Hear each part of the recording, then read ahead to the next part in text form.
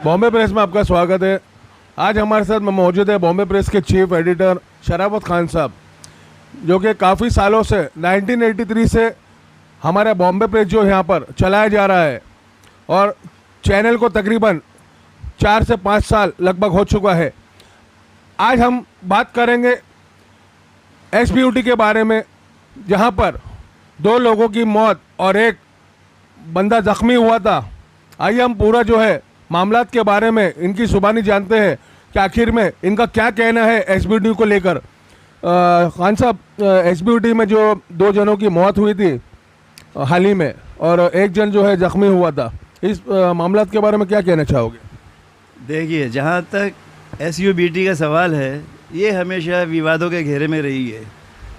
शुरू में मकानात खाली करना, दुकानें खाली करना और दुकानदारों से और मकान वालों से ज़बरदस्ती करना और विवाद खड़ा करना, ये एसबीयूटी करता रहा है। और अब तो हद हो गई है, जबकि वहाँ 2 मज़दूरों की मौत हो गई और एक लड़का अपंग हो गया। इस तरह 3 लोग अपनी ज़िंदगी के करीब करीब हाथ धो बैठे हैं। तो सवाल ये पैदा होता है कि आखिर एसबीयूटी की निगरानी में काम चल रहा है, एसबीयूटी जो चला रही है, जो उसके मार्गदर्शन में चल रहा है, आखिर उसमें इतनी लापरवाही क्यों हो रही है और किस लिए हो रही है। इसके बावजूद एक हादसा होता है, उसके बाद भी काम रुकवाया नहीं जाता। क्या दूसरे हादसे का इंतज़ार किया जा रहा था?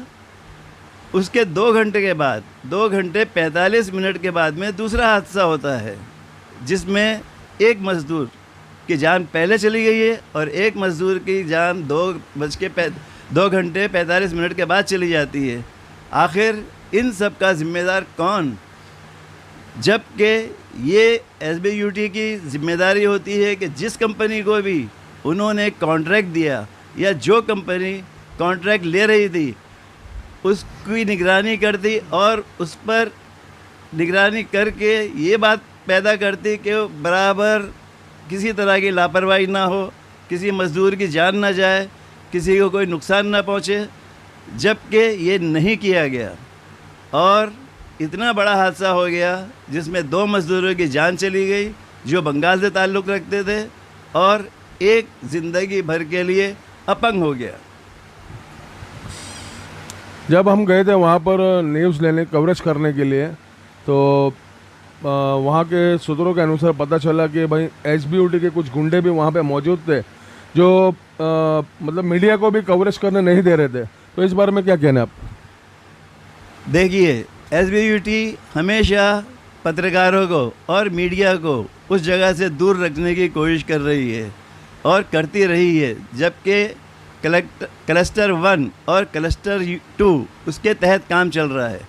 जब इतना बड़ा हादसा हो गया तो क्या ये ज़रूरी था कि जो लिफ्ट चलाई जा रही थी वो नाकारा थी, उस लिफ्ट की चैन ख़राब थी, उसके बावजूद उसको साइड पर लाया गया और मज़दूर उसमें ही उसी लिफ्ट में सामान लेकर ऊपर जाते थे और वहाँ से नीचे उतरते थे।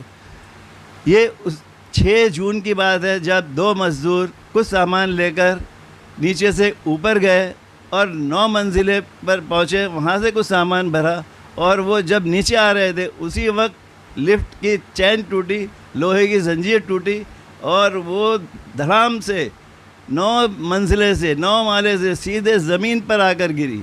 दोनों मज़दूर बेसुध, एक तरफ पड़ा था और दूसरा दूसरी तरफ पड़ा था। दोनों मज़दूरों को उनके साथी मज़दूरों ने उठाया। कोई उस वक्त भी ना एसबीयूटी का कारिंदा आया, ना कोई ज़िम्मेदार आया, बल्कि यहाँ तक कि जिसका काम चल रहा था, जिसका कॉन्ट्रैक्टर था, जो कॉन्ट्रैक्ट कंपनी को दिया गया था, उसका जो मालिक था वैसा, वो भी गायब हो गया, वो भी नहीं आया। इसका मतलब क्या है कि पूरे मामले में लापरवाही बरती गई और हादसा होने के बाद भी चश्मपोशी की गई। पहले हादसे के बाद, पहले एक्सीडेंट के बाद काम को रोक दिया जाना चाहिए था, जो कि नहीं किया गया, बल्कि काम कंटिन्यू चलता रहा काम जारी रहा।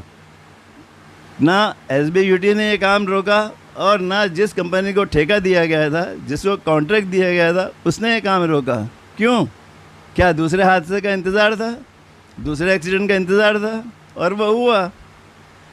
जब दूसरा हादसा हुआ, पुलिस भी आ गई, उसके बावजूद पुलिस ने भी ये काम नहीं किया, जबकि JJ मार्ग पुलिस की भी ये जिम्मेदारी थी कि वो काम को रुकवाती और काम बंद करवाती और हादसे की जांच उसी वक्त से शुरू करती। ये JJ मार्ग पुलिस स्टेशन की चूक है। बल्कि चूक के साथ साथ अगर मैं ये कहूँ कि JJ मार्ग पुलिस स्टेशन ने सीधे सीधे SBUT के ज़िम्मेदारों को बचाने की कोशिश की है, उनको बचाया जा रहा है। केस किस पर लिया है? JJ मार्ग पुलिस ने जो केस लिया है उस कॉन्ट्रैक्टर पर लिया है, जिसको SBUT ने ठेका दिया था, कॉन्ट्रैक्ट दिया था। और केस लिया गया उस सुपरवाइज़र पर, और केस लिया गया उस क्रेन ऑपरेटर पर। तो SBUT को क्यों छोड़ दिया गया?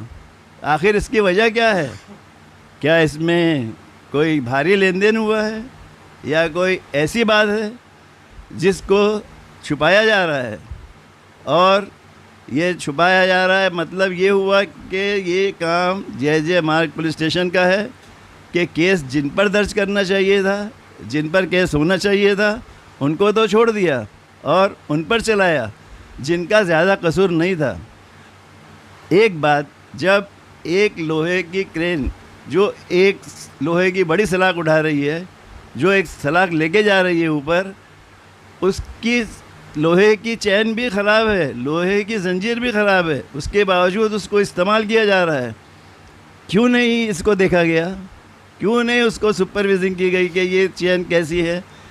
उस चैन से जब क्रेन ने उस लोहे के रॉड को उठाया, उस सलाख को उठाया, वो 15 फीट 20 फीट ऊंची उठी और फिर वहाँ से गिर पड़ी। वहाँ से वो रॉड सीधी एक मजदूर के ऊपर गिरी, जिसको ज़ख्मी हालत में साबुत सिद्दीक हॉस्पिटल ले जाया गया। साबुत सिद्दीक हॉस्पिटल में भी उसका इलाज ठीक तरह से हुआ नहीं, या हुआ, वहाँ भी ना SBUT का कोई ज़िम्मेदार पहुँचा और ना ही पुलिस का कोई कारिंदा वहाँ था। हमारे रिपोर्ट के मुताबिक, हमारे रिपोर्टर के मुताबिक वहाँ पर कोई नहीं था।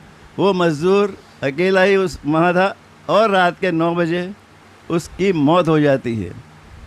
इन सब की जिम्मेदारी आखिर किसको? SBUT पर और JJ मार्ग पुलिस की लापरवाही पर या चूक पर, गलती पर? ये किसका कारनामा है? ये किसकी गलती है जिसकी वजह से ये हादसे हुए? और कल को अगर इसमें अच्छी तरह से निगरानी नहीं रखी गई, अच्छी तरह से मार्गदर्शन नहीं हुआ, तो आगे भी हादसे हो सकते हैं, आगे भी इस तरह के मामले हो सकते हैं जिसमें SBUT की गर्दन साफ साफ फंसती है, लेकिन उसको बचाने वाले भी मौजूद हैं। क्योंकि SBUT के जो बड़े लोग हैं उनके कॉन्टैक्ट्स बहुत ऊपर तक हैं, बहुत ऊपर तक उनके पहुंच है, बहुत ऊपर तक उनके मानने वाले हैं और जानने वाले हैं। तो किस तरह से उनको लपेटा जाता, किस तरह से उनको पकड़ा जाता? यही वजह है कि SBUT को साफ साफ बचा दिया गया और साफ साफ उसको निकाल दिया गया जैसे दूध में से मक्खी। इस तरह से JJ मार्ग पुलिस का ये काम है। अब अभी ये भी पता चल रहा है कि SBUT वाले कहीं लोगों को जबरन खाली करा है। आखिर में किसका साथ लेके उन्होंने खाली करा है? देखिए, जिस जगह ये SBUT का काम चल रहा है वो बोरी मोहल्ला है, और बोरी मोहल्ला भाई लोगों की एक बड़ी या बड़ा अड्डा समझा जाता है। उनके साथ के बिना लोगों से मकानात या दुकानें किस तरह खाली होती, ये हुआ है। यहाँ तक कि मस्जिद को भी नहीं बख्शा गया। एक मस्जिद जो उसी इलाके में बोरी मोहल्ला में थी, उसको पूरा हथियाने की कोशिश की गई है। हालांकि हथियाया नहीं गया, लोगों ने इसके लिए एहतजाज किया और उसे बचा लिया गया। इसी के साथ अगर मैं ज़ैनबिया इमाम बाड़ा, जो शियों का इमाम बाड़ा है, मशहूर इमाम बाड़ा है, वो भी उसके इलाके बोरी मोहल्ला में है। उसके ट्रस्टी और SBUT के लोग भी आमने सामने आए, लेकिन ये मामला किसी तरह काफ़ी विवादों में होने के बावजूद आपस में निपटा लिया गया। इसके लिए बहुत बड़ी रकम का इस्तेमाल किया गया। लेकिन अगर मैं ये कहूँ कि इसमें कंपनी के लोगों का भी हाथ है, जिसने लोगों के दुकान और मकानात खाली कराए, ये समझ लीजिए कि उनके बिना ये काम होना मुश्किल ही नहीं, नामुमकिन था।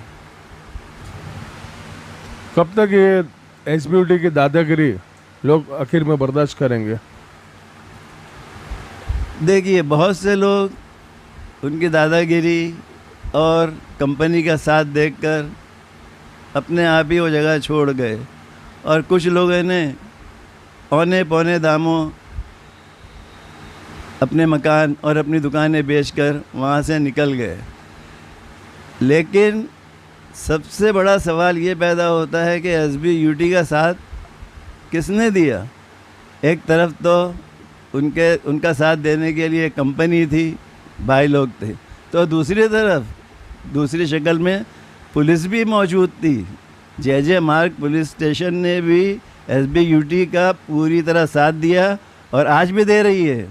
अभी इस हादसे को आप ले लें, जिसमें 2 मज़दूरों की जान चली गई और एक ज़िंदगी भर के लिए अपंग हो गया। इसमें भी पूरी मिली भगत है और JJ पुलिस स्टेशन का साथ है। ये लोग जान लें और समझ लें कि SBUT जो क्लस्टर 1 और क्लस्टर 2 के नाम पर इस एरिया को, इस इलाके को बहुत खूबसूरत बनाना चाहती है। क्या खूबसूरत बनाने के लिए इन्हीं चीज़ों के साथ की ज़रूरत है? क्या लोगों के जानो माल की कोई कीमत नहीं है? आखिर इसका इलाज क्या है? ये सवाल ज़िम्मेदारों से और ख़ास तौर से JJ पुलिस स्टेशन से है कि आखिर वो SBUT के लिए या उनके लोगों को गिरफ़्तारी के लिए क्यों लापरवाही बरत रही है। ये थे हमारे साथ में शराबत खान साहब, जिनसे हमने SBUT के पूरे मामला के बारे में जानने की कोशिश की थी और इन्होंने पूरे सवालों के जवाब हमें दे दिए हैं। अभी देखना ये है कि SBUT के ऊपर कब पुलिस की लगाम कसती है। बॉम्बे प्रेस के साथ में अमजद पठान। बॉम्बे प्रेस को लाइक, शेयर एंड सब्सक्राइब कीजिए तेज़ ताज़ा खबरों के लिए।